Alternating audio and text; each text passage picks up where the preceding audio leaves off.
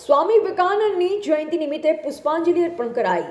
શિવ સેવા સમિતિ દ્વારા બગીચા સર્કલ પાસે સ્વામી વિવેકાનંદની પ્રતિમાને પુષ્પાંજલિ અર્પણ કરાઈ। આજરોજ ડીસા ખાતે શિવ સેવા સમિતિ દ્વારા સ્વામી વિવેકાનંદજીની જયંતિ નિમિત્તે એક અત્યંત ભાવસભર અને પ્રેરણાદાયી કાર્યક્રમનું આયોજન કરવામાં આવ્યું। સ્વામી વિવેકાનંદજીના વિચારો, જીવન દર્શન અને યુવાનો માટે આપેલી અણમોલ પ્રેરણાને યાદ કરી તમામ યુવાનોને તેમના માર્ગ પર ચાલવા માટે સંકલ્પ લેવાયો। આ કાર્યક્રમમાં શિવ સેવા સમિતિના પ્રમુખ શ્રી જીતુભાઈ પરમાર, કાર્યકારી પ્રમુખ શ્રી રાહુલભાઈ મહેશ્વરી, મહામંત્રી શ્રી અતુલભાઈ દૈયા અને શ્રી રમેશભાઈ જેઠવા, અશ્વિનભાઈ મોદી, ઉપપ્રમુખ શ્રી પ્રકાશભાઈ રાજપૂત, મુકેશભાઈ શર્મા, નટુભાઈ ચૌહાણ, કુંભાભાઈ માળી, મંત્રી શ્રી રંજીતભાઈ વાઘેલા, વર્ધાભાઈ રાવળ, અશોકભાઈ રાવળ, પ્રવક્તા શ્રી જીતુભાઈ રાણા સહિત શિવ સેવા સમિતિના અનેક કાર્યકરોની ગૌસભર ઉપસ્થિત રહી।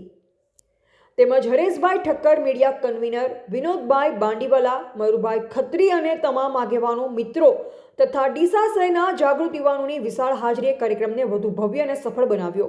ઉઠો, જાગો ને લક્ષ્ય સિદ્ધ ન થાય ત્યાં સુધી અટકો નહીં જેવી સ્વામી વિવેકાનંદજીની અમરવાણી સાથે યુવાનોમાં નવી ઉર્જા અને આત્મવિશ્વાસનો સંચાર થયો।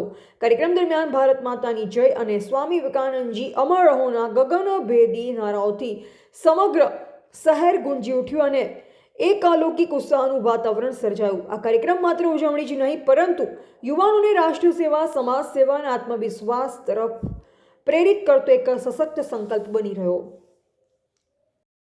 ડીસા શિવ સેવા સમિતિ દ્વારા એવા એક મહાન વ્યક્તિનો આજે જન્મદિવસ છે, તમને કહેતા અમને આનંદ થાય છે।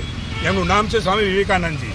આજે એમના બાવલાને અમે આખી સમિતિ દ્વારા એમને નમન સત નમન કરવા એમના ચરણોમાંથી આશીર્વાદ લઈ અને આવનારા દિવસોના અંદર ડીસાના અંદર શિવ સેવા સમિતિ સ્વામી વિવેકાનંદજીના વિચારોથી ચાલશે અને આવનારા દિવસોના અંદર સ્વામીજીના વિચારોને અમે લોકો યુવાનો સુધી પહોંચાડીશું કે સ્વામી વિવેકાનંદજી કહેતા કે આખા વર્લ્ડના અંદર જઈ અને એમને ડંકો વગાડ્યો હતો કે ભાઈઓ બહેનો ખાલી આટલું બોલતું અમારા તાળીઓના ગડગડાટ વિશ્વના અંદર પડ્યા હતા અને સ્વામીજીએ ભારતની સંસ્કૃતિ અને આપણી વિચારોને ક્યાં સુધી પહોંચાડી હતી। એટલે વિશ્વાસ સમિતિ દ્વારા એમને ચરણોમાં અંદર આજે અમે સત નમન કરીએ છીએ। અસ્તુ।